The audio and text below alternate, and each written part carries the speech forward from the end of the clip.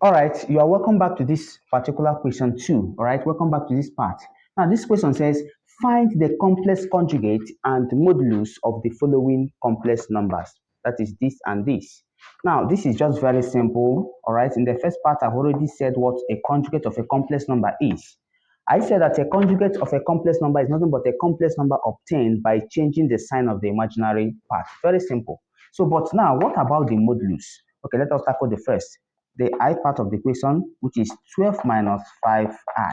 Now, the conjugate, this is the complex number given. Now, the conjugate of this complex number will be 12 plus 5i. Very simple. This complex number is the conjugate or is the complex conjugate of this complex number given. Now, had it been that this is the complex number given, this would have been its conjugate. But because this is the one given, this is its conjugate. All right. So it is only the sign of the imaginary part that will be changed.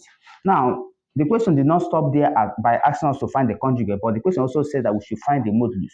Now, to get the modulus of this complex number, now, okay, the modulus is most times denoted with R, all right? Modulus is denoted with R. So the modulus of this complex number is nothing but the square root of 12 squared plus 5 squared.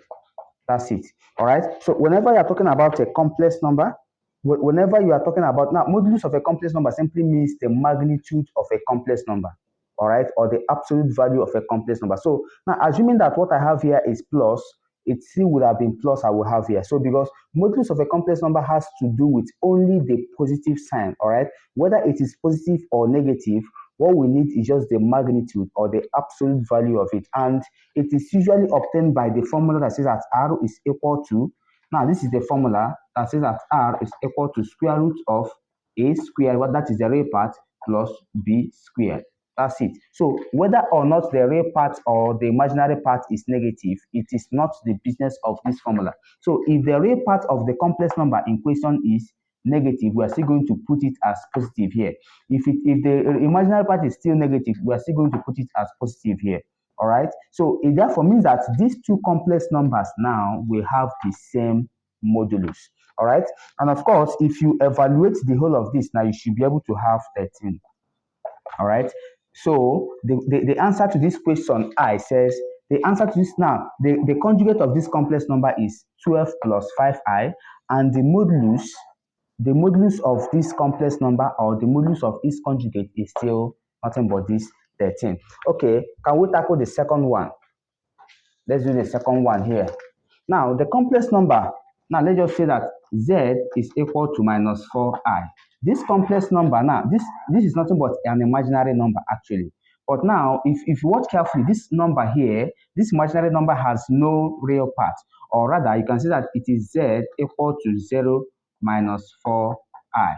All right, in this way. Now, if you want to put this and this are the same, so this 0 simply means that the real part does not exist. So we can now say that z is equal to 0 plus 4i. This is nothing but the conjugate.